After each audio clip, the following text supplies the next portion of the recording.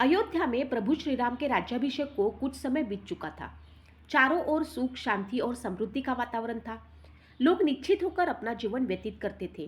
किसी के साथ अन्याय नहीं होता था और हर व्यक्ति को विश्वास था कि यदि उसके साथ कोई अन्याय होगा तो प्रभु श्री राम अवश्य न्याय करेंगे। यही कारण था कि उनके राज्य को आज भी राम राज्य के नाम से आदर्श शासन का प्रतीक माना जाता है। राज्याभिषेक के बाद श्री प्रभु श्री राम का जीवन वैभव और ऐश्वर्य में डूबा नहीं था। वे प्रतिदिन अपने प्रजाजनों की कुशल क्षेम पूछते, उनकी समस्याएं सुनते और उनका समाधान करते। वे यह भी चाहते थे कि उनके राज्य में कोई भी व्यक्ति भूखा ना सोए। इसी कारण उन्होंने अपने अनुज लक्ष्मण को एक विशेष दायित्व सौंपा था। उन्होंने लक्ष्मण से कहा, भैया, जब तक यह सुनिश्चित न हो जाए कि हमारे द्वार पर कोई भूखा, असहाय या पीड़ित नहीं है, तब तक मैं स्वयं भोजन ग्रहण नहीं करूंगा। तुम प्रतिदिन भोजन से पहले बाहर जाकर सबको पुकारो और देखो कि कहीं कोई सहायता की प्रतीक्षा में तो नहीं कर रहा है। लक्ष्मण ने हाथ जोड़कर कहा, जैसे आपकी आज्ञा प्रभु। उस दिन भी दोपहर का समय था। राजमहल में भोजन की तैयारी पूरी हो चुकी थी। माता सीता स्वयं भोजन परोसने की तैयारी कर रही थी। तभी लक्ष्मण बाहर गए और ऊंची आवाज में पुकारा, क्या कोई भूखा है? क्या किसी को भोजन चाहिए? यदि कोई भूखा या दुखी हो तो निसंकोच राजमहल में आए। कुछ देर बात करने के बाद वे लौटे और बोले, प्रभु, मैंने चारों ओर देखकर पुकारा पर कोई भी भूखा नहीं मिला। श्री राम ने शांत स्वर में कहा, लक्ष्मण, एक बार फिर जाओ। इस बार और भी ऊंची आवाज में पुकारो। कई बार लज्जा या संकोच के कारण कोई सामने नहीं आता। हमें पूर्ण विश्वास होना चाहिए कि कोई भी भूखा न रह जाए। लक्ष्मण पुनः बाहर गए। इस बार उन्होंने पहले से अधिक ऊंचे स्वर में पुकारा।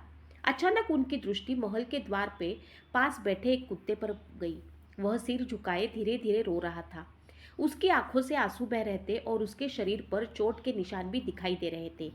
लक्ष्मण उसके पास गए और स्नेह से बोले, तुम क्यों रो रहे हो? क्या तुम्हें भूख लगी है? कुत्ते ने सिर उठाया, मानो मनुष्य की भांति विनम्र स्वर में बोला, मुझे भूख से अधिक न्याय की आवश्यकता है। लक्ष्मण यह देखकर आश्चर्यचकित रह गए। उन्होंने तुरंत उसे आदरपूर्वक राजसभा में चलने के लिए कहा। जब कुत्ता सभा में पहुंचा तो वहां उपस्थित सभी मंत्री, ऋषि और सभासद उसे आश्चर्य से देखने लगे। प्रभु श्री राम ने अत्यंत करुणा और प्रेम से कहा, डरो मत, यहाँ सत्य कहने वाले को भी कभी भय नहीं होता। बताओ, तुम्हारे साथ क्या अन्याय हुआ है? कुत्ते ने हाथ जोड़कर समान अपना सिर झुकाया। प्रभु, आज एक ब्राह्मण ने बिना किसी अपराध के मुझे डंडे से मारा है। श्री राम ने तुरंत आदेश दिया, उस ब्राह्मण को राजसभा में उपस्थित किया जाए। कुछ ही देर में वह ब्राह्मण वहां पहुंचा। उसने श्री राम को प्रणाम किया। श्री राम ने शांत स्वर में पूछा, क्या तुमने इस कुत्ते को मारा है? ब्राह्मण ने बिना झिझक उत्तर दिया, हाँ प्रभु, मैंने इसे मारा है। यह मेरे रास्ते में लेटा हुआ था। मैंने कई बार हटने को कहा, लेकिन यह नहीं हटा। क्रोध में आकर मैंने इसे डंडा मार दिया। ऐसे पशु तो डंडे से ही समझते हैं। सभा में सन्नाटा छा गया। श्री राम कुछ क्षण मौन रहे। वे जानते थे कि ब्राह्मण का आचरण अनुचित था। धर्म केवल जाति या पद से नहीं, बल्कि व्यवहार से होता है। जो निर्बल पर अत्याचार करे वह धर्म का अधिकारी नहीं हो सकता। तब श्री राम ने कुत्ते की ओर देखकर कहा, तुम्हारे साथ अन्याय हुआ है। बताओ, इस ब्राह्मण को क्या दंड दिया जाए? सभा में बैठे सभी लोग सोच रहे थे कि कुत्ता शायद धन, क्षतिपूर्ति या कठोर दंड की मांग करेगा। लेकिन कुत्ते ने जो कहा उसे सुनकर सभी आश्चर्यचकित रह गए। उसने कहा, प्रभु, यदि आप मुझ पर प्रसन्न हैं तो कृपा करके इस ब्राह्मण को किसी बड़े मठ का महंत या मठाधीश बना दिया जाए। यह सुनकर पूरी सभा विस्मित रह गई। सभी एक दूसरे का मुंह देखने लगे। श्री राम के अधरों पर हल्की मुस्कान आ गई। उन्होंने पूछा, यह कैसी विचित्र इच्छा है? जिसने तुम्हें पीड़ा दी है उसके लिए इतना बड़ा सम्मान क्यों मांग रहे हो? मठाधीश बनने पर उसे सम्मान मिलेगा, सेवक मिलेंगे, धन मिलेगा, प्रतिष्ठा मिलेगी। इसमें दंड कहाँ है? कुत्ते ने गहरी सांस ली और कहा, प्रभु, आप अंतर्यामी हैं। फिर भी यदि अनुमति हो तो अपने पूर्वजन्म का रहस्य बताना चाहता हूँ। श्री राम ने कहा, निसंकोच कहो। कुत्ता बोला, प्रभु, पिछले जन्म में मैं भी एक बड़े मठ का मठाधीश था। लोग मुझे पूछते थे, मेरा बहुत सम्मान करते थे। मेरे पास धन, प्रतिष्ठा और असंख्य शिष्य थे। शुरू में मैंने धर्म के मार्ग पर चलने का प्रयास किया, लेकिन धीरे धीरे मेरे भीतर अहंकार आ गया। मुझे अपनी शक्ति और प्रतिष्ठा का अभिमान हो गया। मैंने मठ की संपत्ति का दुरुपयोग किया, दान में मिली वस्तुओं का अनुचित उपयोग किया, अपने पद का लाभ उठाकर लोगों का अपमान किया, कई बार गरीबों की सहायता करने के बजाय उन्हें तिरस्कृत किया। लोग मुझे संत समझते रहे, लेकिन भीतर से मैं स्वार्थी बन चुका था।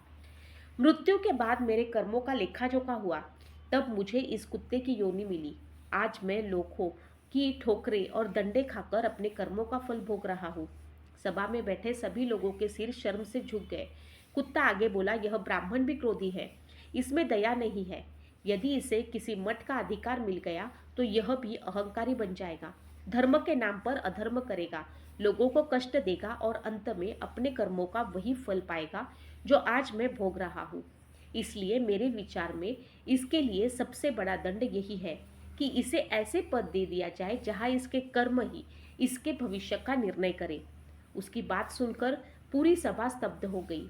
प्रभु श्री राम ने गंभीर स्वर में कहा, सत्य यही है कि अधिकार और पद सम्मान नहीं बल्कि बहुत बड़ी जिम्मेदारी है। जो उन्हें सेवा का साधन बनाता है वही महान बनता है, लेकिन जो उन्हें अहंकार, क्रोध और स्वार्थ का साधन बना लेता है उसका पतन निश्चित है। उन्होंने उस ब्राह्मण की ओर देखा, तुम ब्राह्मण होकर भी करुणा का धर्म भूल गए।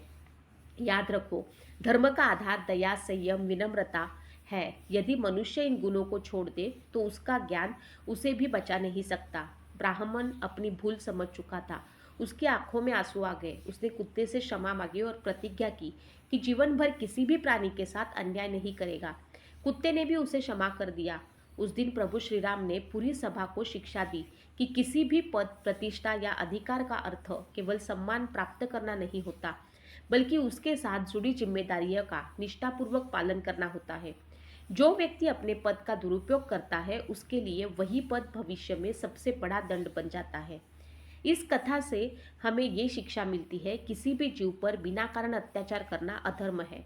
न्याय करते समय व्यक्ति का पद, जाति या प्रतिष्ठा नहीं, बल्कि उसके कर्म देखे जाने चाहिए।